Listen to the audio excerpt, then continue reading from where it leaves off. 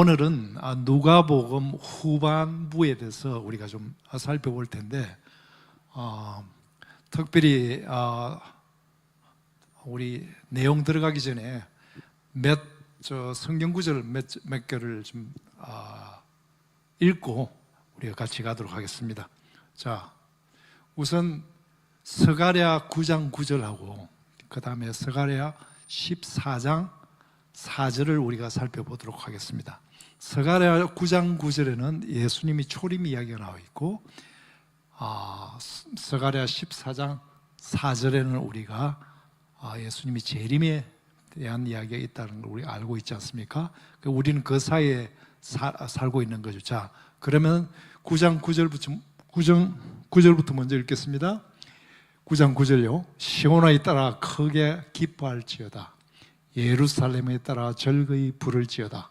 보라, 내 왕이 내게 임하시나니 그는 공의로우시며 구원을 베푸시며 겸손하셔서 나귀를 타시나니 나귀에 자한 것 곧 나귀 새끼니라. 14절 4절은요. 그날에 그의 발이 예루살렘 앞 곧 동쪽 감난산에 서실 것이요, 감난산은 그 가운데가 동서로 갈라져 매우 큰 골짜기가 되어서 산 절반은 북으로 절반은 남으로 옮기고, 이런 내용이죠. 그러니까 재림 때는 대지진하고 예수님 재림하는 이야기가 감람산에 오실 것이라는 사도행전 1장 10절에서 11절에서 이야기하는 그대로 성천하신 그대로 내려오신다는 이야기를 여기서 스가랴에서 하는 것 같습니다. 그 다음에 그리고 구약의 마지막 4장 6절에 보시면은 6절요. 그가 아버지의 마음을 자녀에게로 돌이키고 자녀들의 마음을 그들의 아버지에게로 돌이키게 하리라. 돌이키지 아니하면 돌이건대 내가 와서 저주로 그 땅을 칠까 하노라 하시니라. 6절에 보면 그라는 게 누굽니까? 바로 엘리야인 세례요한의 이야기를 지금 하고 있죠. 그 다음에 누가복음 4장 29절, 예수님의 나사렛 첫 설교 이야기가 나오는데, 설교 끝나고 난 다음에 그 나사렛 고향 사람들이 반응을 우리가 29절에 나와 있습니다. 일어나 동네 밖으로 쫓아내어 그 동네가 건설된 산 낭떠러지까지 끌고 가서 밀쳐 떨어뜨리고자 하되, 이렇게 나와 있죠. 이거는 사실 어떻게 보면 예수님이 첫 설교지만 그 앞으로 유대, 자기 고향인 나사렛이 아니라 자기 고향 나라인 이스라엘이 자기를 밀치고 십자가에 달릴 것이라는 것을 미리 예언하는 것이나 마찬가지죠. 자, 그리고 누가복음 22장 61절 62절에 보시면은 베드로의 세 번 부인 이야기했죠. 그때 보면 61절 보면 주께서 베드로를 보시니 베드로가 주의 말씀 곧 오늘 닭 울기 전에 내가 세 번 나를 부인하리라 하심이 생각나서 밖에 나가서 심히 통곡하니라. 이런 이야기가 있죠. 이거는 뭐냐면 사실 예수님이 세 번 부인한 베드로를 보면서 마지막 세 번째 부인할 때 고개를 이렇게 돌려가지고 굉장히 째려보는 듯한 그런 시선으로 봤을 때 베드로가 얼마나 자기가 예수님을 따른다고 그렇게 큰 소리를 쳤는데 얼마나 가슴에 찔렸겠습니까? 그래서 밖에 나가서 심히 통곡하니라. 우리도 지금 신앙생활 예수님께 잘못하는 부분이 많고 부인하는 부분이 많을 텐데, 예수님 순간순간 우리를 돌아보시고 응시하실 텐데 우리는 보이지 않는다고 해서 회개하지 않은 그런 모습이 있지 않나, 스스로 돌아볼 필요가 있지 않나 예언되어 있습니다. 그 다음에 스가랴 그 뒤에 가면 14장에 가면은 뭐에 대한, 지금 우리 방금 읽은 겁니다. 14장 4절에 가면 무슨 이야기가 있습니까? 그날에 그의 발이 누굽니까? 하나님의 발이, 주님의 발이 어디에 선다고요? 예루살렘 앞 곧 동쪽 감람산에 설 것이고, 그리고 또 뭐라고 합니까? 감람산은 동서로 큰 지진이 났고 갈라진다 그러죠. 그게 어디에 있습니까? 그게 계시록에 나오죠. 계시록에 나오죠. 그 다음에 감람산 이야기는 어디에 또 있습니까? 성천하실 때 어디 있습니까? 사도행전 1장 10절 11절에 있죠. 천사들이 보면서 성천하시니까 천사가 뭐라 그럽니까? 그 예수님이 그대로 그 자리에 오신다. 그 자리가 어디입니까? 감람산이죠. 지금 우리가 어디 있습니까? 9장 9절하고 14장 4절에 2000년의 교회사하고 우리 지금 살고 있는 시기가 그 속에 있죠. 어떻게 보면 굉장히 무서운 얘기입니다. 그죠? 다 이렇게 예언이 되어 있으니까. 자, 말라기를 한번 보면은, 말라기는 구약의 마지막 성경이죠. 마지막 성경의 4장 중에서 마지막 장이 뭐냐면 4장입니다. 4장 중에서 제일 끝에 있는 게 6절입니다. 그죠? 6절에 뭐라고 나와 있습니까? 그가 누굽니까? 엘리야입니다. 엘리야가 누굽니까? 세례 요한이죠. 세례 요한이 아버지의 마음을 자녀에게로 돌이키고 자녀들의 마음을 그들의 아버지에게로 돌이키라 하리라. 돌이키지 아니하면은 두렵건대 내가 와서 저주로 그 땅을 칠까 하노라 하시니라. 이스라엘 유다 사람들이 제일 싫어하는 게 구약의 마지막 4장 6절을 제일 싫어한다. 자기는 멸망한다. 자, 그 다음에 누가복음 4장 29절. 우리 수요 예배 들으신 분은 또 막 기억이 나실 겁니다. 예수님의 첫 설교입니다. 예수님의 첫 설교 때 그 어디서 장소가 어디입니까? 설교가 나사렛이죠. 자기 고향입니다. 고향에서 설교를 쫙 합니다. 이스라엘 사람들은 너희들은 나를 버렸지만 오히려 시돈에 있는 사렙다 가부하고 그 다음에 수리아에 있는 나만 장군 이방인을 내가 고쳐주지 않았냐. 너희들은 도대체 내 말을 듣지 않는구나. 그죠? 그러면서 예수님이 뭐라고 하면 그렇게 이야기를 하는데 그 나사렛 고향 사람인 나사렛 사람들은 뭐라고 합니까?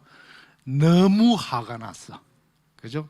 그냥 화가 난 게 아니라 너무 화가 나서 끌고 이렇게 29절 한번 읽어봅니다. 일어나 동네 밖으로 쫓아내어 그 동네가 건설된 낭떠지까지 끌고 가서 밀쳐뜨리고자 하되. 자, 이미 예수님이 첫 설교 때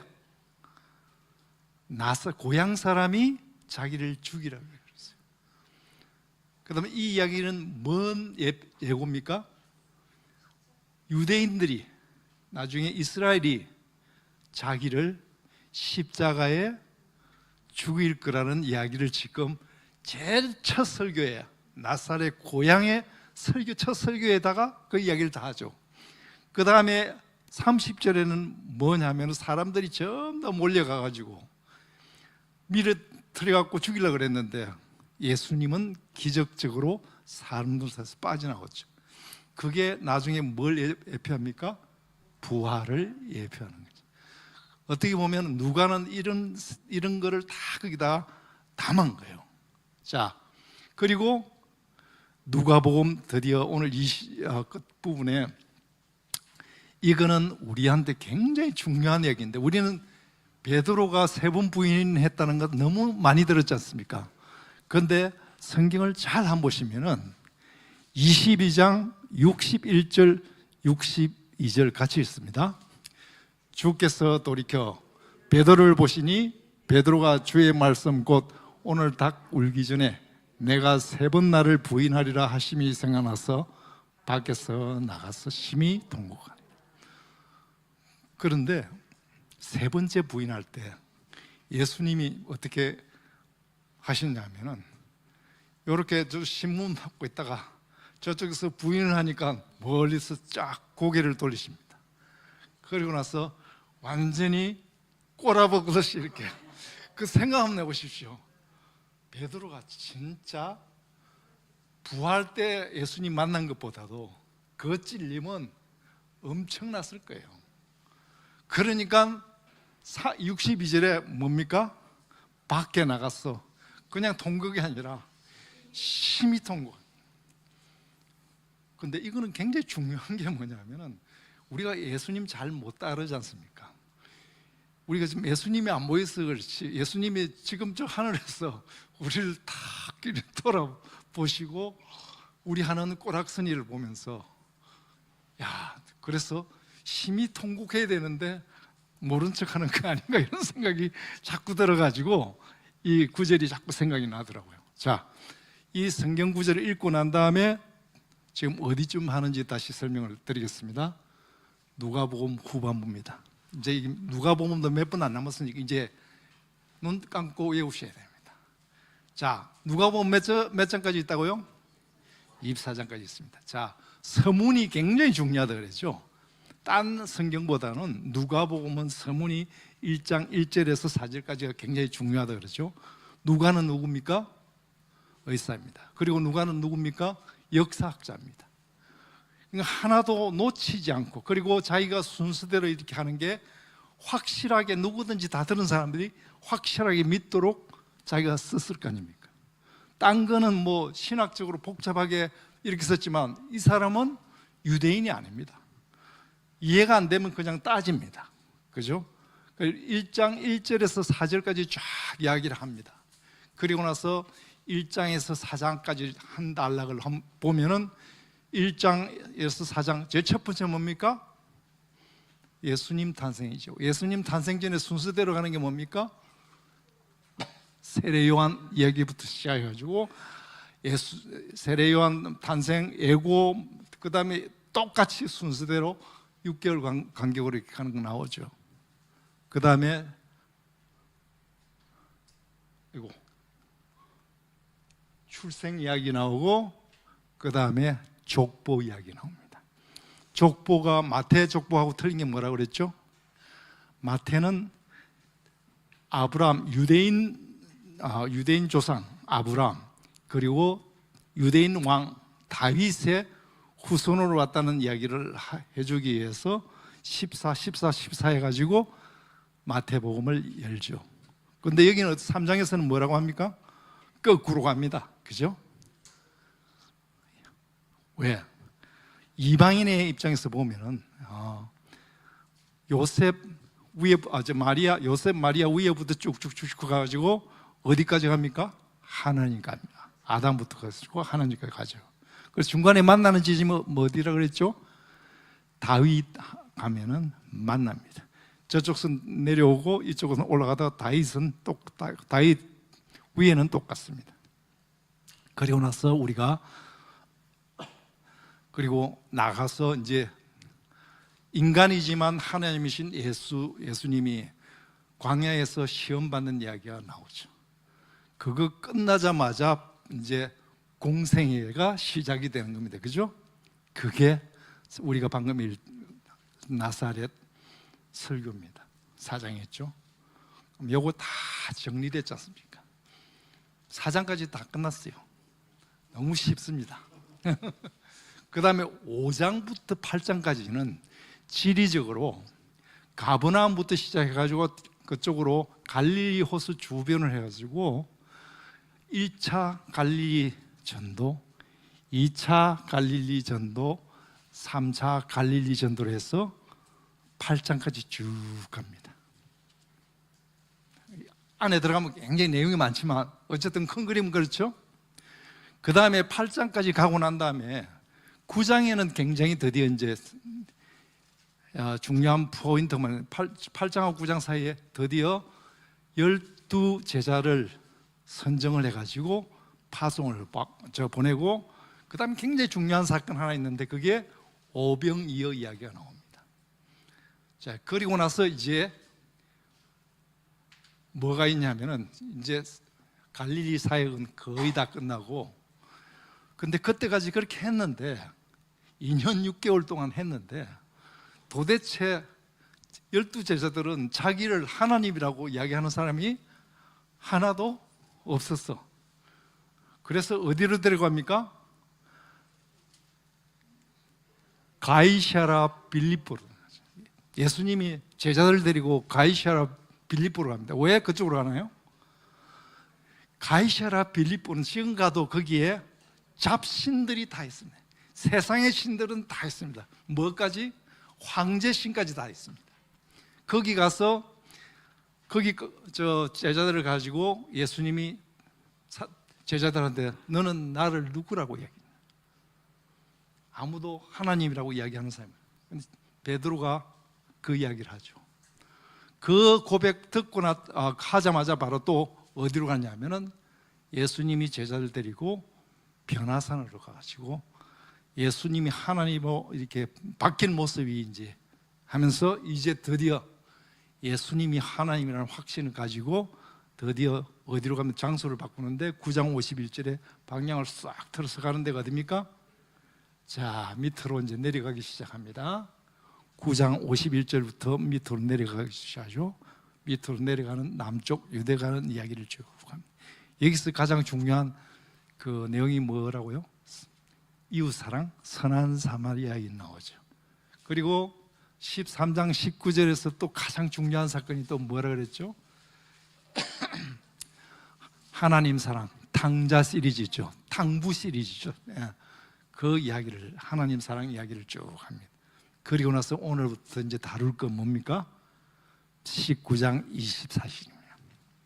자, 첫 번째 입성을 합니다.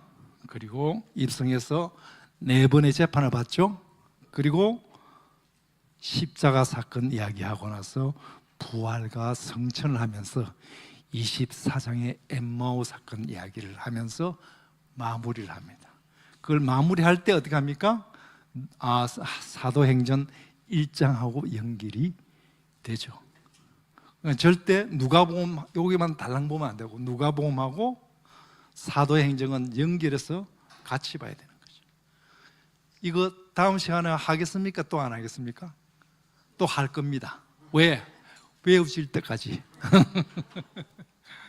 자, 누가복음 후반부 입성 이제 19장 28절부터 쭉 이야기 나옵니다. 그 입성 후에서 크게 입성하는 이야기, 성전 정화하는 이야기, 그 다음에 지도자들하고 논쟁하는 이야기, 그 다음에 유다 배반하는 이야기, 그 다음에 최후 만찬, 그리고 나서 예수님 체포되는 요 이야기까지 쭉 나옵니다. 그 다음에 4번의 재판 이야기가 나오고, 4번의 재판은 크게 대제사장 사내들인 그 다음에 빌라도하고 헤롯하고 그 다음에 최종적으로 헤롯이래 빌라도 십자가 부활 성천이 나옵니다. 자, 후반부에 한번 보십니다. 우리가 이 설교 들을 때 이게 이제 요일별로 탁탁탁탁 이야기를 하는데 그게 정확하게 맞는지 안 맞는지는 잘 모르겠습니다. 근데 보시면은 성전 입성이 언제냐? 바로 일요일입니다. 그리고 월요일은 성전 정화를 합니다. 그리고 마지막 논쟁을 화요일 합니다. 그리고 수요일 날 쉬십니다. 그리고 수요일 쉬시고 그 다음에 목요일 날 저녁부터 바쁘십니다. 뭐죠? 최후 만찬이 들어갑니다. 최후 만찬 끝나고 나서 잡혀가는 이야기 나오죠. 이제 그리고 금요일 날, 그 유명한 금요일 날 십자가 재판 받고 4번에 걸쳐서 그리고 처형당하고 무덤에서 일어나는 이야기 금요일에서 일요일까지 하고 그 다음에 부활 이야기가 나옵니다. 이거는 다 아시는 거니까 그냥 쭉 하면 훑어봤습니다. 그런데 우리가 지금 관심을 가질 게 뭐냐면은 조금 가서 좀 평신도로서 이 궁금한 것들이 있지 않습니까? 그런 걸 한번 살펴보고자 합니다. 자, 여기가 어딘 것 같습니까? 제가 이게 찾지 못해요. 조감도입니다. 그죠? 저쪽 위에서 딱 내려보니까 예루살렘 왼쪽 밑에가 시입니다. 저 위쪽에 있는 게 이제 성전입니다. 자, 성전이 어디 있냐면 저기 있습니다. 네모된 거 있죠? 저기 성전입니다. 자, 여기 기드론 골짜기가 있어가지고 밑에 골짜기 있습니다. 여기 왼쪽에는 흰농 골짜기라고 있죠. 자, 이게 성전은 제일 위에 있습니다. 그죠? 또 한쪽 건너편에 또 기드론 골짜기 건너서 또 높은 산 그게 뭐죠?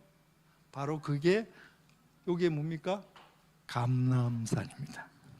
이제 그림이 그려지죠? 이 감람산인데 누가복음 보면 어디로 가냐면 베다니를 걸쳐가지고 바로 위에 벳바기로 갔다가 그래서 조금 내려가다 동산이 하나 있습니다. 그게 무슨 동산입니까? 겟세마네 동산이 있죠. 쭉 내려가가지고 예수님이 나귀 타고 드디어 툭툭 하면 돼. 그리고 난리가 났습니다. 났는데 이제 입구까지 옵니다. 뭐 유대인들이 난립니다. 엄청나게 환호를 합니다. 메시아가 왔다고. 근데 이제 문제는 뭐냐면 여기 입구에 딱 갔는데 여기부터 잘 여러분 이거 생각 안 하셨을 것 같아요. 입구에 딱 갔는데 다들 이제 백성들이 뭐냐면 메시아가 와서 엄청나게 그 전에 뭘 했습니까? 사람 살리고 뭐 기적을 엄청나게 로마 잡는 거는 식은 죽 먹기 아닙니까? 그래서 입구에 딱 왔는데 그러려 그러면은 이 성전에 그쪽에 권력자가 있는 데가 어디입니까? 수비대가 있습니다. 저쪽에. 그 예수님이 다 오른쪽으로 탁 틀어서 저쪽 로마 수비대 안토니오 요새를 완전히 박살내고 유대인이 해방이 될 거라고 생각하는데 어떻게 됩니까? 오른쪽으로 안 가고 어디로 갑니까? 왼쪽으로 갑니다. 왼쪽으로 갔는데 왼쪽 가서 큰 일을 하시면 되는데 성전 청소나 하고 있어요. 생각 한번 해보십시오. 그 백성들의 그 기대감이 어떻겠습니까? 엄청나죠. 왜 400년 동안 말씀 한 번도 없었지 않습니까? 그런데 지금 메시아가 성전에 입성을 했어. 엄청난 기대감을 갖는데 저쪽에 안토니오 요새를 박살 안 내고 성전에 가고 그것도 딴 데도 아니고 이방인들에 와가지고 굉장히 힘들었습니다. 요거를 봐야 조금 백성들의 입장이나 여러 사람들 이해가 되지 않을까 싶어서 제가 나름대로 정리를 한번 해봤습니다. 자, 질문하고 토론할 내용들이 뭐가 있냐면은 입성 관련해서 아까 말씀드린 걸 조금 더 구체적으로 하면 백성들의 기대감 이런 걸 한번 생각해 보겠죠. 그 다음에 성전 지도자들은 어땠을까? 성전의 지도자. 성전이라는 게 뭐죠? 사내들인데 72인이죠. 주로 그 위에 있는 대제사장이 사두개인이 많고 밑에 있는 사람들은 바리새인이 많이 구성이 된 72인이죠. 예. 근데 그게 위를 누가 임명합니까? 빌라도가 임명. 빌라도는 왜 그 사람들을 자꾸 다스리냐? 빌라도 쪽에 유대는 반란이 많으니까 이 성전 지도자를 잘 구슬러야 이 컨트롤이 된다 생각해가지고 이 관계가 어정쩡하지만 자 어떤 협력적입니다. 자, 그리고 논쟁 내용이 뭘까? 여기 19장 후반부터 시작해서 계속 논쟁 내용이 나옵니다. 그리고 나서 십자가 사건 이야기를 하는데 이제 입성 관련해서 이야기를 한번 해보시죠. 여러분 이런 거는 별로 못 들어보셨을 것 같아요. 자, 입성 관련해서 나귀 타고 온 거 아까 9장 9절 봤죠? 근데 14장 그 보면은 감람산 이야기를 하지만 그 계시록에는 19장에 뭔 이야기 나옵니까? 예수님이 이 땅에 올 때는 뭘 타고 오십니까? 낙이 아니고 백마 타고 완전히 다른 모습으로 탁 나오는 걸 이야기하죠. 그리고 아까 말씀드린 대로 자성전 후 요새 그 다음에 군중은 엄청나게 자질이 많이 됐을 것이다. 자, 한번 볼게요. 나귀 타고 온다는 거 아까 스가랴 또 이야기를 했죠. 그리고 스가랴 끝부분에는 감람산에 예수님이, 그러니까 그 이야기가 사도행전 1장에 분명히 또 나와 있으니까 그대로 성취하신 내려온다. 그 다음에 또 입구 왼쪽 이야기를 했죠. 또 입구 오른쪽 이야기를 반복적으로 했습니다. 자, 그러면은 이제 이 생각했어요. 그 유대인들이 고작 왼쪽으로 가서 성전 청소 이방인들 뒤집기만 하느냐. 그리고 도리어 예수님 오히려 피고인이 돼가지고 그쪽에 빌라도한테 재판을 받고요. 너무 이게 받아들이기가 쉽지가 않은 거예요. 그죠? 그 당시 우리 거기 있어도 그랬을 것 같아요. 예, 예. 기가 막힐 일이에요. 자, 성전 지도자 한번 볼게요. 우리가 성전 지도자 아까 누구라 그랬습니까? 사두개인하고 바리새인하고 서기관들이 좀 많습니다. 자, 그런데 우리가 잘 보면은 한 100년 전에, 예수님 오시기 100년 전에, 그때는 누가 그쪽을 다스리고 있었습니까? 하스모니안 마카비 혁명이라고 거기서 한 100년 동안 했죠. 그때 바리새인들이 깐깐하지 않습니까? 그 왕족한테 대듭니다. 그리고 얀네오스라는 이 사람이 그 바리새인을 800명을 십자가에 달려서 사형시키고 했습니다. 그리고 나중에 이제 하스모니안 왕조도 로마에 멸망을 당했지 않습니까? 그 뒤로 잡던 72인 이게 사내들이 생겼는데, 이 사두개인하고 바리새인은 생각 한번 해보십시오. 금방 화해 되겠습니까? 참 힘든 거야. 저놈의 식 이렇게 하고 계속 있었을 거예요. 그런데 말만 해도 근데 하나님 야훼 말고는 다른 방법이 없으니까 자기들이, 근데 중간중간 터뜨린 건 뭡니까? 그 가장 큰 차이가 뭐죠? 부활입니다. 부활 탁. 그리고 이거 잘 터뜨린 사람 누굽니까? 바울이 나중에 재판받을 때 둘이 분쟁 싸움 시키려고 논쟁 부활 탁 던지죠. 지금 그 예수님도 그 이야기입니다. 그죠? 자, 그러니까 예수님이 와서 이 선지자 성전 지도자들한테는 완전히 공공의 적이죠. 그런데 처음에는 안 그래도 조금 3년 공생을 가면서 분위기가 조금 바뀌기 시작합니다. 어떠냐면은 이게 이러다가 사두개고 바리새고 다 없어지게 생겼다. 그래서 사두개하고 바리새하고 협력 관계로 가지고 십자가 이 사건 때는 둘이 딱 한 마음이에요. 감이 잡히시죠? 근데 그전에는 한 마음이 될 수가 없어. 다 그냥 속으로 엉어리져 가지고, 감정이 엉어리져 가지고 굉장히 힘든 상황인데, 지금은 아니 이러다가 우리 자리도 없고 큰일 날 수. 그리고 나중에 뭐라 합니까? 누가복음 22장 71절 한번 보시면, 22장 72절 한번 볼까요?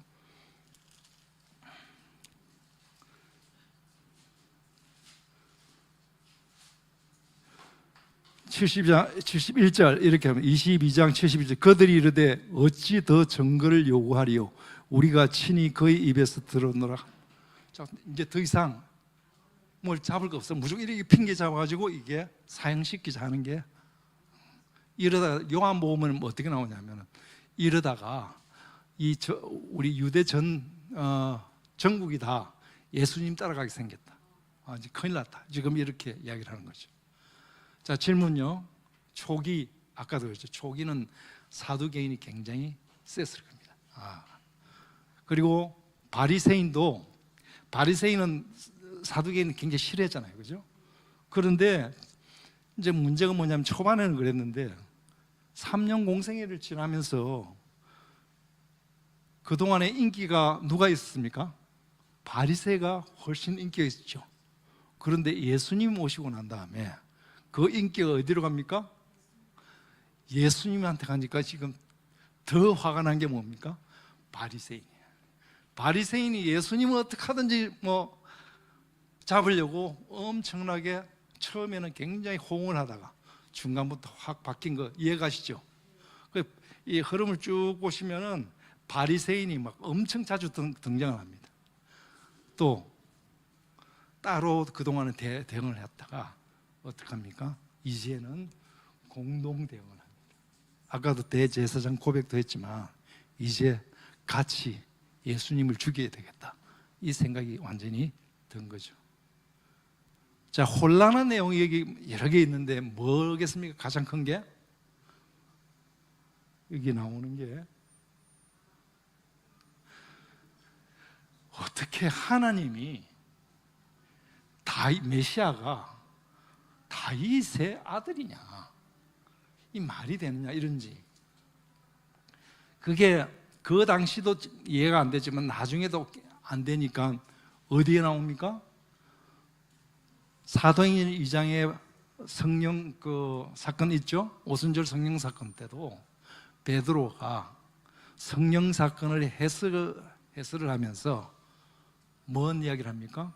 이 이야기를 합니다. 110편, 시편에 있는 110편 이야기를 합니다. 그게 어디 있는가 한번 볼까요? 사도행전 2장에 있을 겁니다.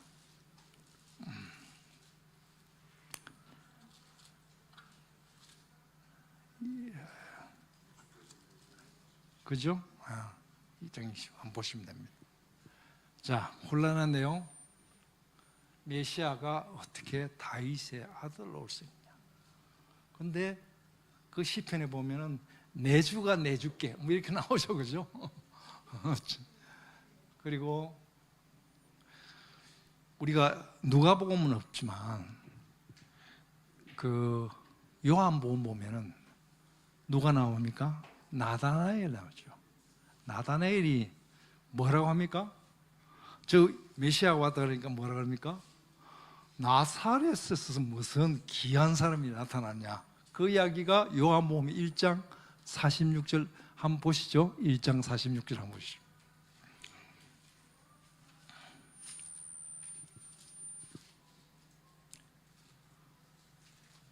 이쪽 한번 쭉 보십시오. 나사렛에서. 그런데 예수님이 뭐라고 합니까? 난 뭐 만나기 전에 뭐 했다는 걸 다 이야기를 하니까 그때 메시아를 인정하죠. 그런데 이 나다나엘이 다른 성경에서는 이름을 누구라 그럽니까? 바돌로메죠. 우리 영화에 바돌로메 신문하는 장면이 나옵니다. 부활 영화에. 그런데 이 사람이 조금 더 구약을 잘 공부를 했더라면 이해가 됐을 텐데 뭡니까? 뭔 공부를요?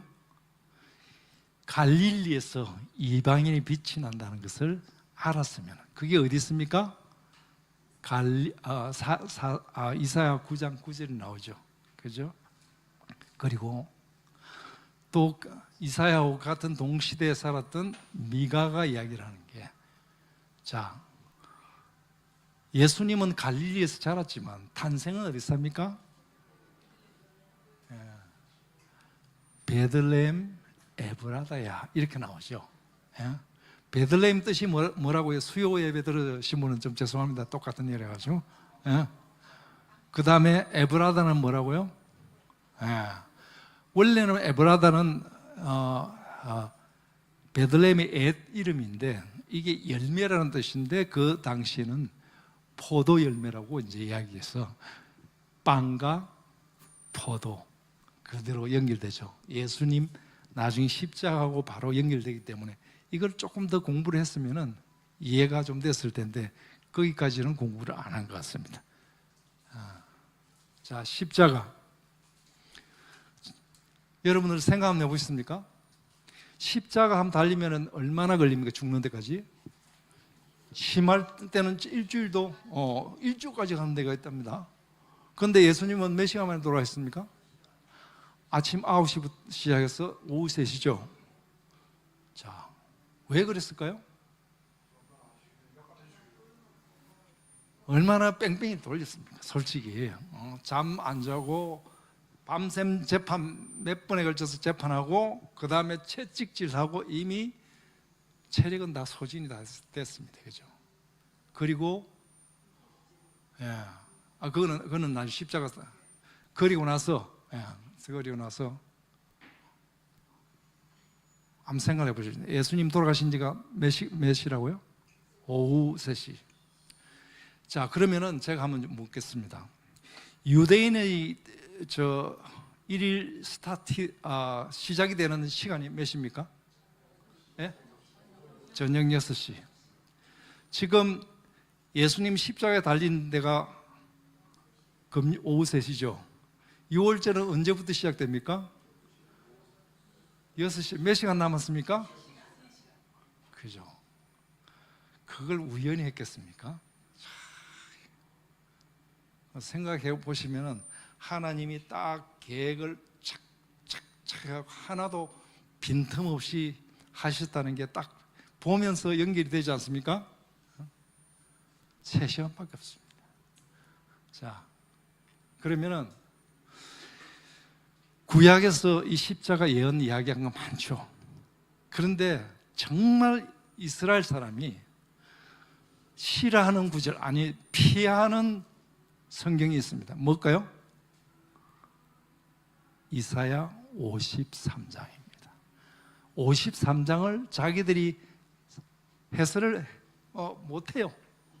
이거는 너무나 십자가를 구체적으로 이야기했기 때문에 어떻게 메시아가 십자가에 죽냐고 그 사람들 이걸 이야기를 못합니다. 그 나중에 53장은 이번 다음 시간에 조금 더 깊이 들어가도록 하겠습니다. 그리고 우리가 저번에 얘기했던 시편 22편도 마찬가지죠. 나사렛 설교 아까 말씀드렸지만 절벽하고 기적해가지고 십자가하고 부활 예언했다는 거고, 그 다음에 이제 사순절입니다. 여러분 사순절 들어보셨죠? 어디서 시작을 했습니까? 가톨릭이죠, 그죠? 우리는 언제 뭐만 집중합니까? 고난주간이죠. 사순절은 언제 생겼을까요? 좀 그런 궁금하지 않으세요? 자, 사순절은 굉장히 일찍 생겼다. AD 한 600년 정도 뭐 그때 그레고리라는 교황이 아마 제정을 했다는 거예요. 그래서 왜 사순절을 제정을 했을까요? 십자가가 너무 그냥 우리한테 크게 다니시고 우리가 예수님을 닮아서 우리도 뭔가를 좀 따라가야 될 거 아니냐. 그래서 시간을 정한 게 40일. 광야에서 40일, 40년 광야 40일 많지 않습니까? 그래서 사순절이라고 그쪽에서 만든 겁니다. 그죠? 우리는 그렇게까지는 못하니까 일주일만 하자. 그래가지고 고난주간이라고 외부 목사님 불러서 초청해서 설교하고 그러지 않습니까? 그것도 조금 이상한 거예요. 자, 그리고 나서 또 하나 묻습니다. 이제 우리 교회사하고 관련이 된 건데 팬케이크 데이라고 들어보셨습니다. 팬케이크 좋아하시는 분 없습니까? 팬케이크 데이라고 못 들어보셨습니까? 처음 듣세요? 팬케이크 데이는 뭐냐? 팬케이크 들어가는 건 뭡니까? 우유, 고기를 통해서 버터 등등 많지 않습니까? 그러니까 그거를 40일 동안 고기를 못 먹는다고 생각을 하면은 그 전에 뭔가 다 먹어버려야 될 거예요. 다 먹어야 될 거 아니에요. 그래갖고 사순절 시작하기 전에 고기도 먹고 뭐도 먹고 해가지고 다 그냥. 근데 사순절을 잘 지키려고 그동안 못하니까 그 전에 먹고, 그래서 생긴 게 뭘까요? 예? 카니발이라고 들어보셨죠? 카니발이 왜 생겼습니까? 사순절 전에, 이 사순절 되면은 아무것도 못해. 그러니까 사순절 때 심하게 간 데가 어딥니까? 베네치아는 카니발 뭐 합니까? 가면이죠. 저쪽 남미 가면 리오에 카니발 댄스하는 거 있죠. 그거 왜 처음에는 좋은 뜻으로 했겠죠. 그런데 그거 보십시오. 참 인간의 한계입니다. 끊임없이 반복적으로 자기가 돌아보지 않으면 핑계는 얼마나 좋습니까? 예수님 십자가를 기념하기 위해서 한다 그랬지만 나중에는 어떻게 세상에 그런 일들이 없어요. 오히려 죄악의 온상이 되는.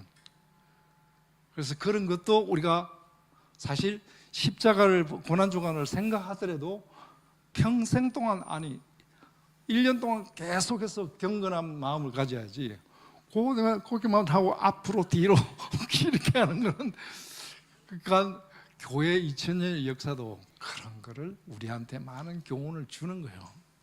그러니까 우리가 너무 그냥 빠져 있으면은 진짜 우리가 지켜야 될 걸 놓치는 경우가 많다. 여러분들 처음 들으시는 모양이다. 전부 다 놀랍다는 표정이신데. 나중에 한번 이거 한 팬케이크 대하고 카니발 한번 쭉 유래를 한번 보시면은 재밌을 것 같지 않습니까? 그런데 실제적으로 우리 한국에서는 그래 다행히도 팬케이크 때도 없고 카니발도 없어서 조금 다행입니다. 그래도. 자, 다양한 반응입니다. 다양한 반응이 뭐냐면은 고발한 그룹이 있죠. 어디입니까? 대제사장 공예들이죠. 비난하고 환호하는 그룹이 있습니다. 주로 유대 거주한 기득권인 것 같습니다. 갈릴리 사람들은 저 멀리서 왔기 때문에 그러지 않을 것 같은데, 그 다음에 심판 그룹이 있습니다. 총독부터 시작해서 헤롯까지 이렇게 이방인고, 그 중에 진짜 놀래가지고 진짜 하나님보다 해갖고 오히려 백부장은, 그리고 여기 나온 한 강도는 진짜 하나님이라고 이야기를 하죠. 침묵 그룹, 갈릴리에서 온 사람 대부분입니다. 제자들 다 도망가고, 근데 여인들만 멀리서 울고 있는 겁니다. 그리고 예수님은 고통 중에서도 다 용서하라고 예수님이 홀로 이렇게 지내는 모습 나옵니다.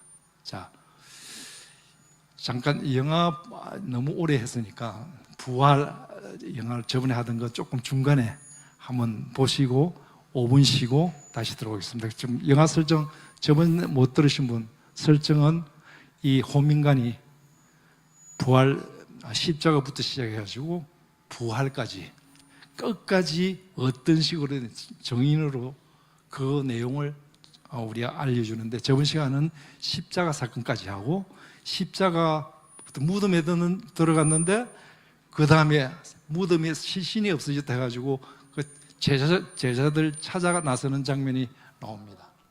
그래서 요거 제자들 경비병하고 대화하는 이야기, 그 다음에 여기 또 중요한 사람이 나오는 아리마다 요셉이 다 나옵니다.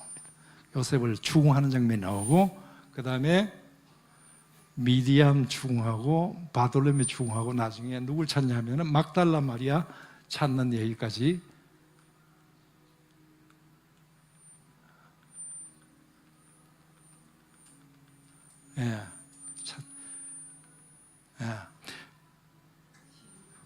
자, 쉬어야 되는데 어디로 가버렸네.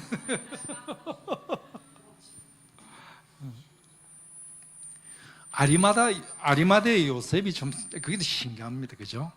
그것도 이사야에서 부자라고 딱 하면서 딱 나타나는 게, 이게 다 나온 거예요. 이게 사복음서 다 나오는 게 뭐가 있는지 혹시 아십니까? 공간보험하고 영화보험 다 나오는 거. 첫 번째 오병이어, 그죠? 또 뭐가 있습니까? 씨 뿌리는 비유. 그 다음에 아리마다 요셉, 이런 이야기들 공간 같이 나오는 것도 있고 따로 나오는 것도 있고. 조금만 기다리시면은 요거 미리 좀 할 거 성전 입성을 좀 하면서 저도 올 때까지 영화를 틀어줘야 되는데. 예. 성전 입성. 예. 성전 입성 아까 이야기 다 했나요? 좌측 우측 다 해. 그리고 성전 입성하기 전에 예수님이 우신 장면이 나옵니다. 그 예수님이 우신 그 장면이 몇 번 나옵니까? 성경에 몇 번 나옵니까? 그 성경은 2번 이런 거 잘 없습니다. 3번 아니면 7번 아니면 40번입니다. 그죠? 그죠? 2번은 잘 없는 것 같아요. 3번은 어딜까요? 나사로. 나사로. 그 다음에 또 예루살렘 성전. 또요.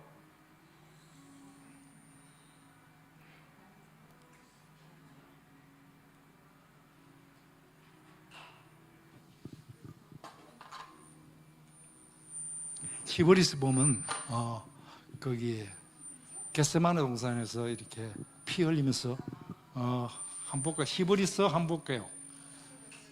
히브리서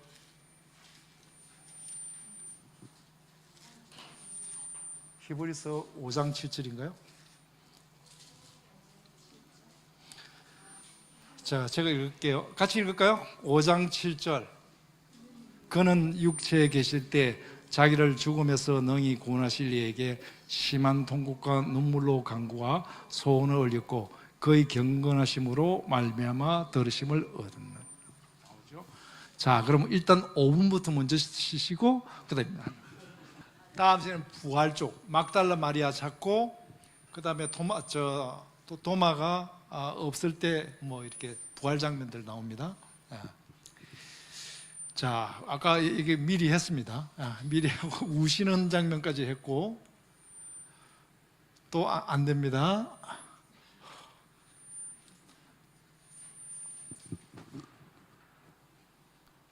자, 지금 성전 입성해서 이렇게 우시고 하고 예고도 하고 그랬는데 예수님은 처음 알아듣지 못해서 엄청 답답하셨을 것 같아요. 그 성전 정할 때. 자, 이거 질문 한번 해볼게요. 성전 정하는 장면 다 나오죠. 그런데 누가복음은 언제 나옵니까? 이게 몇 장에 나옵니까? 19장 뒷부분에 나옵니다. 그죠? 그런데 다른 공간복음도 다 뒷부분에 나오죠.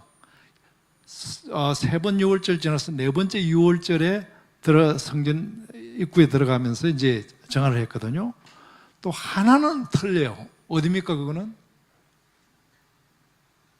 사복음서 중에 하나가 틀린 게 있습니다. 어디입니까?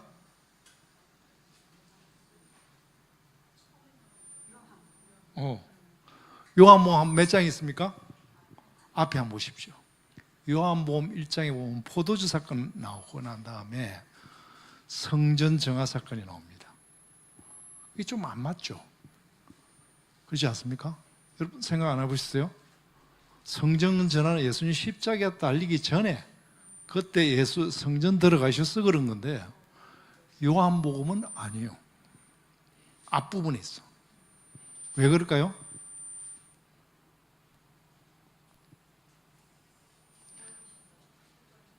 두 번이라는 사람도 있고 그런 신학이 있습니다. 그런데 제 생각에는 거의 확실히 생각이 드는 게 뭐냐면은 요한복음 쓴 이유가 뭐죠? 하나님이라는 거예요. 그래서 요한복음 1장 1절에 제일 먼저 이야기가 뭐가 나오고 있습니까? 태초 이야기 나오죠. 예수님이 하나님이라는 이야기를 많이 하는데 그 다음에 그 예수님이 하나님은 예수님은 성전이죠. 그죠? 그러니까 예수님이 성전이라는 걸 이야기를 하기 위해서 앞부분에 이야기가 나온 거죠. 요한복음은 자우튼 예수님은 하나님이야. 그 이야기를 지금 하려고 하는 거죠. 요한 1서도 마찬가지죠. 태초 이야기 나오는 게 뭘까? 하나님, 삼위일체는 처음부터 있었어요. 그 이야기죠. 예. 그래서 요한복음 볼 때 그냥 있구나 이렇게 하죠. 딴 거하고 비교해 보면 여기가 왜 있는지. 그래서 우리가 복음서 쓸 때 그 배경을 살펴보는 것이 굉장히 중요하다는 생각이 듭니다. 마지막 논쟁에 20장 들어가면은 21장에 들어가면은 생뚱맞게, 그죠? 지금 십자가 이야기를 쫙 하고 있는데 21장 가면 무슨 얘기 나옵니까? 헌금 내는 이야기를 합니다.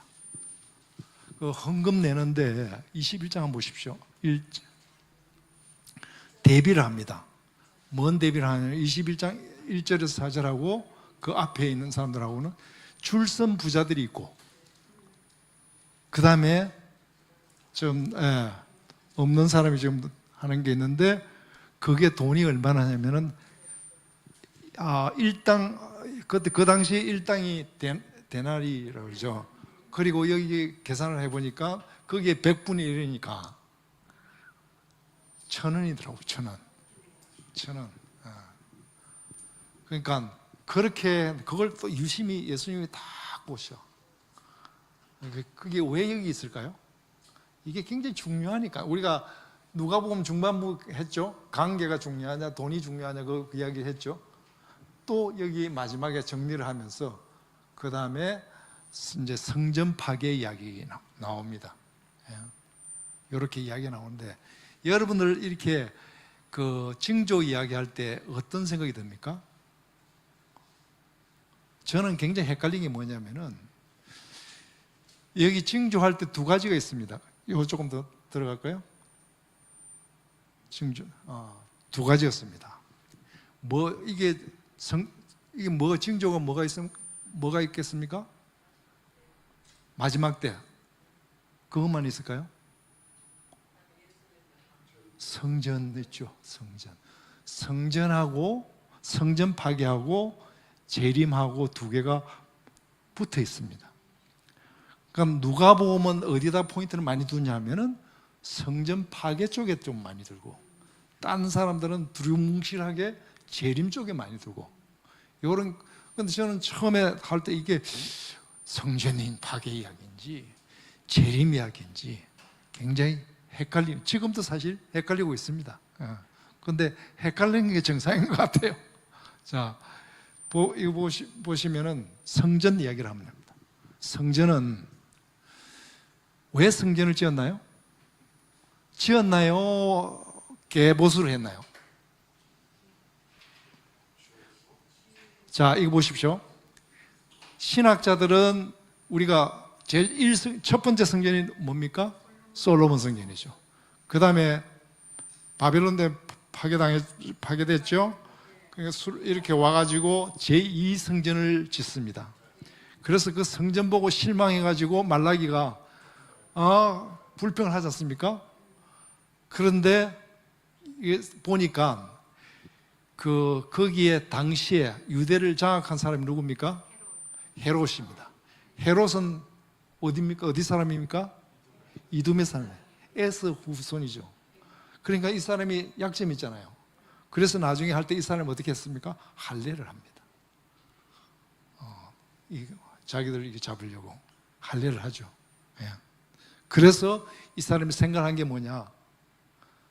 유대인의 환심을 살라 그러면 내가 할 수 있는 게 성전을. 근데 성전을 지어도 그냥 짓는 게 아니라 화끈하게 400m 그냥 엄청나게 1,500, 15,000 이렇게 되니까 400 정도 됩니다. 엄청나게 큰 거. 지금 스탠다드보다 엄청나게 큰. 그게 언제 짓기 시작했냐면은 BC 19년부터 시작죠. 그래서 언제 끝납니까? 완공이 AD 63년에 공사가 엄청나죠. 83년입니다. 우리가 어떻게 합니까? 요한복음에 힌트가 있어요. 요한복음 2장 20절을 보시면은,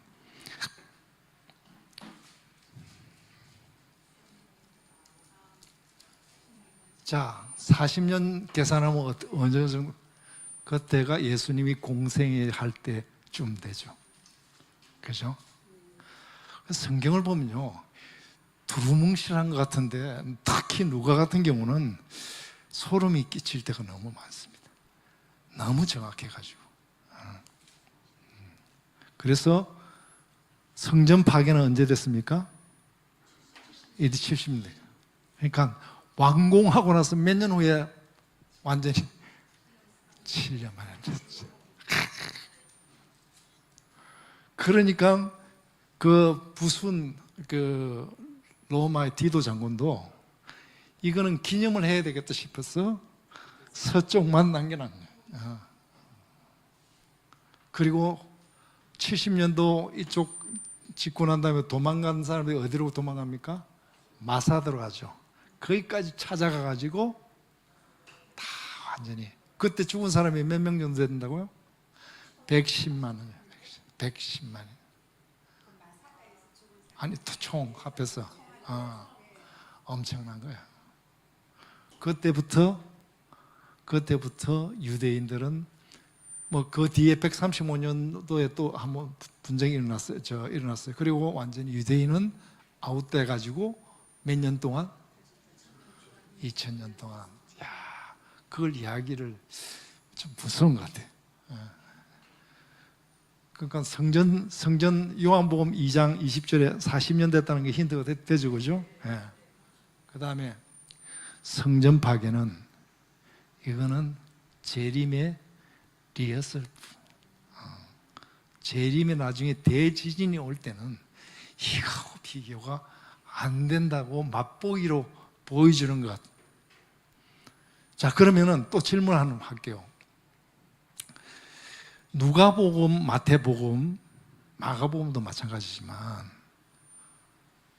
언제 쓰여졌습니까?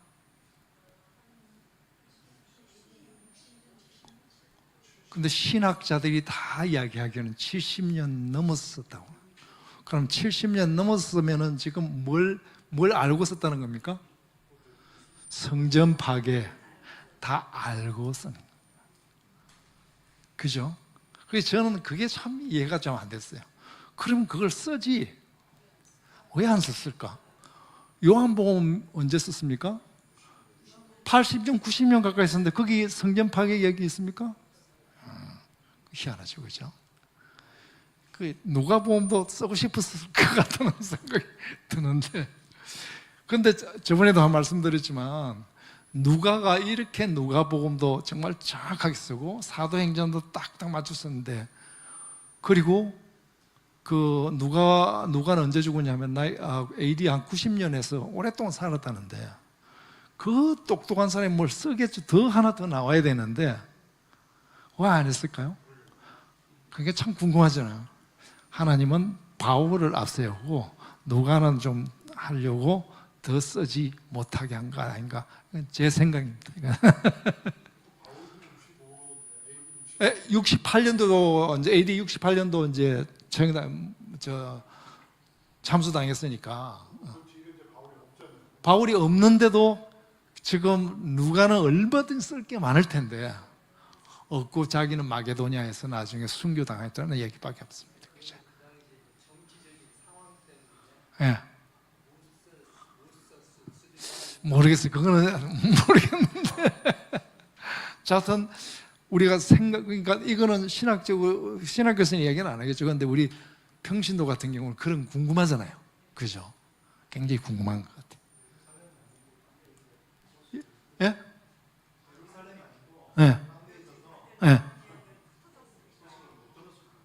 그럴 수도 있고. 예, 예. 자, 그리고 나중에 여기 보면은 도망을 가라고 이야기를 하죠. 여기 보면은 누가복음에는 이미 옛날에 앞부분에 13장인가 이쪽에 한 번 더 이야기를 했어요. 이런 징조가 있으면 도망을 간다. 도망을 강 건너서 그 요단강 건너서 건너 산으로 가라 그랬는데, 그 산이 어디라고 그랬죠? 교회사 들으신 분은 압니다. 펠라입니다. 그죠? 펠라로 다 도망을 가. 기독교인들은 다 도망을 갔는데 유대인들은 끝까지 있다가 거기서 110만 명 중에 사람들이 다 몰살당한 거예요. 사실 보면 엄청나게 큰 사건이죠. 근데 좀 덜 다루는 듯한 느낌이 좀 드는 거죠. 그리고 여기가 이제 보면 우리가 이사야 61장 보면은, 이사야 61장 1절에 보면은 성령이 예수님이 인용하는 이사야 있죠. 은혜의 해를 선포하러 오셨다 그러면서 61장 2절에는 뭐가 있습니까? 보복의 날이 있죠. 재림 이야기. 그 다음에 또 말라기 아까 4장 제일 끝부분에도 보복의 날이 있습니다. 항상 보복의 날 그 재림의 이야기는 항상 여기다가 예비를 해둡니다. 근데 우리는 그 사이에 지금 살고 있는 거죠. 여기 보면 24절에 보면은 24절 한번 읽어볼까요? 24절 21장 24절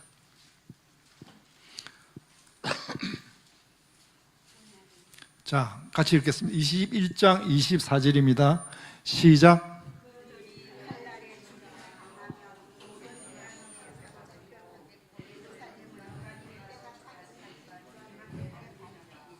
그게 몇 년 동안요? 2000년 동안. 근데 1948년도 놀랍게 여기 도와준 저 그룹이 누구라 그랬죠?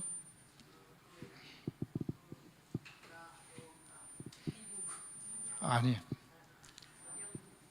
근데 이게 문제입니다. 다 아는데 다 생각이 안 납니다. 루터 때 교황 추기경한테 돈 빌려준 건 푸그 가문이고, 유대 푸그 가문이고, 1948년도에 유대 재벌인 로스차일드가 건국하는데 크게 큰 역할을 했죠. 예?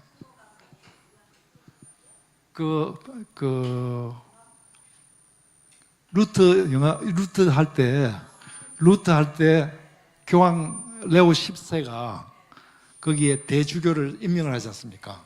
대주교를 임명할 때 대주교가 임명됐으면은 임명된 그 사람이 돈을 딱 받아가지고 교황한테도 반은 바쳐야 될 거 아닙니까? 돈이 없어. 그게 누구한테 돈을 불리냐면은 독일에 있는 유대인 푸그 가문에서 돈을 빌린 거죠. 그러니까 유럽에서는요, 왜 유럽에서는 유대인들이 금융이 많습니까? 기독교는 돈 이자놀이 못하게 합니다. 근데 그 사람들은 여기서 피해다고 저기 유일하게 먹고 살 수 있는 거는 그것밖에 없습니다. 그래서 그다음 그 사람들의 특징이 뭐냐면 각 지역에 다 소위 말해서 요새 같은 정보통이 다 있어. 자기 자식들이 다 있어갖고 여기 이상하다 하면 미리 정보를 딱 오면은 베팅을 잘하죠. 베팅이 거의 다 성공을 하죠. 그러니까 엄청나게 돈을 많이 버는 그런 이제 요단강 데가볼리 있죠. 데가볼리 그쪽에 있는 것 같아요. 요단강 동쪽 산. 왜 이러지? 볼륨 조금 내려. 자, 최후 만찬 목요일입니다. 최후 만찬에서 이제 여러분들 다 아시니까 질문 쪽에만 포인트 드리겠습니다. 그래서 35절, 38절에 가면은 예수님이 뭐라고 하냐면은 이제 전대하고 배낭하고 금을 마련하라 그러지 않습니까? 이게 해석이 좀 어려운 부분입니다. 그죠? 근데 처음에 그 취지는 뭐냐면은 예수님이 이제 내가 이제 십자가에 달려서 너희들하고 같이 없을 테니까 너희들 혼자서 현실에 핍박하고 이런 거를 다 대처를 하라. 그런 측면에서 이야기를 한 것 같은데 여기서 보면은 금을 사라고 이야기를 하거든요. 이 금이 뭔가? 이것 갖고 여러 가지 이야기가 있는데 여기서 보면은 그리고 예수님이 나중에 그 금을 샀습니다 할 때 뭐라고 나옵니까? 됐다. 더 이상 이야기하지 말라 그러죠. 그거는 여러 가지 해석할 수 있으면 제 생각은 어떠냐면은 그 금이라는 것은 이게 세상적인 전쟁할 때 금이 아니라 성령의 금을 이야기를 하려고 하는데 아직 자기가 안 돌아가 있었으니까 성령 이야기하면 머리가 복잡해갖고 이해가 안 될 것 같으니까 됐다. 그 이야기 그만하자. 이런 생각까지도 들더라고요. 그런데 그런데 아직 그런 거는 신약 보시면요 여러 가지 해석이 있으니까 여러분이 편할 대로 해석하시면 될 것 같습니다. 예. 그런데 이게 1300년대 주감하면은 교황이 썩을 대로 썩어갑니다. 그러니까 그때 완전히 뭐 교황이 아비뇽으로 갔다가 뭐 계속 뭐 난리가 났습니다. 그런데 그 교황 썩은 교황이 자기가 이걸 해석을 어떻게 하냐면은 두 검 있지 않습니까? 하나는 세상의 검, 하나의 영적 검. 내가 세상도 딱 잡고, 그런데 그 영적인 것도 잡고, 그게 교황이 두 검을 가진 사람이다. 이런 소리를 해가지고 이걸 엄청 들었죠. 후손들한테. 근데 본인이 진짜 그렇게 해석을 했습니다. 예. 그 다음에 또 아까도 말씀드렸지만 진짜 예수님이 응시했다는 거 베드로가 부인을 했지 않습니까? 응시를 했을 때 이렇게 탁 돌아보면서 했을 때 그 찔림이라는 게 엄청날 텐데 우리도 지금 잘못하는 건 많지 않습니까? 예수님이 저쪽에서 탁 보면 예수님이 지금 잘 안 보여. 보이기만 하면 엄청 찔림이 있어서 꼼짝도 못할 텐데 안 보이는 거예요. 그러니까 예수님이 보이고 성령님이 내한테 있으면 그게 뭐 믿음이 있다는 얘기인데 믿음이 연약하면 그게 잘 보이겠습니까? 예. 돌아서서 응시하고 그럴 때 항상 베드로처럼 심히 통곡을 해야 되는데 우리는 안 보이는 것은 별로 잘 따라가지 않겠는 경향들이 있어서 그런 거 아닌가 생각을 합니다. 자, 십자가 네 번 아까 이야기를 했는데 십자가 네 번입니다. 이게 첫 번째 제일 처음에는 요한복음은 어떻게 하냐면은 요한복음 다 알아요. 실세가 누구냐? 가야바. 그 당시에 대제사장이 누굽니까? 가야바죠. 근데 요한하고 그 동네 사람 다 압니다. 실세는 누구예요? 장인인 안나스라는 거 압니다. 그래서 처음에 안나스 갔다가 가야바 가지 않습니까? 가야바한테 갈 때 딱 코시를 딱 해줍니다. 그리고 나서 빌라도 앞에 갑니다. 빌라도 앞에 딱 갔다가 빌라도가 뭘 또 아냐면은 내가 할 게 아니라 내 구역이 틀려. 그래서 헤롯한테 보내. 그럼 그 구역이 어떻게 되는지 좀 알아야 될 거 아닙니까? 그래서 지도를 제가 준비를 했습니다. 그리고 나중에 군정들이 십자가 처형하라고 이야기 나오죠. 그리고 시몬이 십자가를 지는 이야기 나오죠. 구레네 시몬입니다. 그 집은 어떻게 됐을까요? 구레네 그 시몬의 부인이 양아들을 뒀습니다. 누굽니까? 바울입니다. 바울이 구레네 시몬, 미세스 시몬을 나의 엄마라고 얘기합니다. 그 아들 이름이 뭡니까? 루포라고 나오죠. 루포. 16장, 로마서 16장 13절에 한번 보십시오. 16장 13절 한번 볼까요?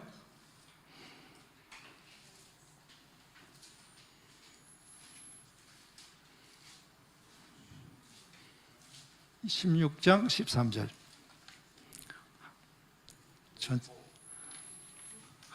좀 같이 한번 읽어볼까요? 16장 13절 시작.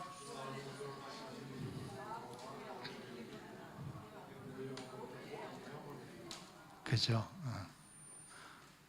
그렇게 연결이 되죠. 자, 그러면은 아리마다 요셉을 한번 했고, 헤롯 안디바 재판이 왜 있습니까? 이게 간할건의 문제입니다. 간할. 자기 지역 재판 관할권이 있는 문제인데, 자, 아리마다 요셉 이제 요 그림을 하고 끝내겠습니다. 자, 이게 뭡니까? 이스라엘 지역입니다. 근데 저쪽에 보면은 저 위에 보면 이두메가 있고 이두레가 있고 그 다음에 갈릴리가 있고 베레아가 있고 사마리아하고 유대가 있습니다. 자, 그러면은 저 위에 있는 거는 가나안 지역이 누구겠습니까? 그거 전에 성경을 한번 읽고 들어가겠습니다. 누가복음 23장 6절 7절 같이 한번 읽습니다. 시작. 빌라도가 듣고 그가 갈릴리 사람이냐 물어 헤롯의 가나안에 속한 줄 알고 헤롯에게 보내니 그때 헤롯이 예루살렘에 있더라. 자, 가나안 무슨 아까도 얘기했죠. 가이사랴 빌립보 간 거는 저쪽 빌립한테 있었습니다. 헤롯 빌립이 있었고, 그 다음에 당연히 이게 유대는 누가 가나안입니까? 빌라도 총독이 가나안이죠. 자, 그러면은 우리 세례 요한 목 잘라 죽이고, 그 다음에 갈릴리 나중에 가서 이제 예수님도 갈릴리 갔다 밑으로 내려가려고 할 때 예수 한번 보고 싶다고 이야기한 사람이 누굽니까? 헤롯 안디바거든요. 왜? 자기가 갈릴리 지역 가나안이니까. 자, 우리가 누가복음 중반에 보면 베레아 이야기 많이 했죠. 그러면은 갈릴리하고 베레아 지역은 누구 가나안입니까? 헤롯 안디바 가나안입니다. 자, 그러면 예수님이 이쪽에서 다 했으니까 그러면은 내가 헤롯이 가나안을 하는 것이 아니라 이게 저쪽 아니야? 그쪽에 그래서 재판이 하나 더 있는 겁니다. 그거는 딴 데는 있을까요? 다른 복음서에 있을까요? 이걸 잘 아는 사람이 누굴까요? 데오빌로는 잘 알겠죠. 그죠? 그렇게 데오빌로 때문에 이렇게 한 거 아닌가? 이렇게 생각하면서 여기까지 해서 오늘은 끝내도록 하겠습니다.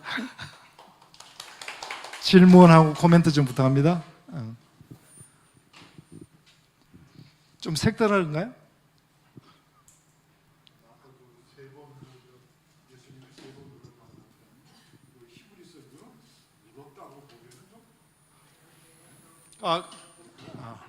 그러니까 우는 거 가면은 3번 이야기하면 꼭 히브리서 5장 들어갑니다. 또요. 색다른 거 있나요? 색다른 거 없죠. 너무 이거는 십자가 사건은 너무 많이 했기 단지 예언할 때 이게 성전 파괴하고 재림하고 섞어져 있으니까 이게 어디게 어딘 건지 그걸 정확하게 구분하기가 쉽지가 않은 것 같아요. 재미없습니까? 그럼 다음에는 이제 십자가 관련해 갖고 구약의 시편 53편, 이거는 진짜 시편 53편은 꼭 우리가 점검하고 가야 될 부분이고, 그 다음에 죄송합니다. 지금 시간이 많이 돼서 이게 왔다 갔다 합니다. 53장은 꼭 한번 보고 가야 될 것 같고, 근데 부활 얘기할 때는 누가복음 사도행전 1장하고 연결을 안 하면 안 될 것 같은 생각이 드니까, 그래서 누가복음은 거기서 끝나는 것이 아니라 사도행전 1장하고 연결이 돼야 될 것이라 생각합니다. 자, 수고하셨습니다.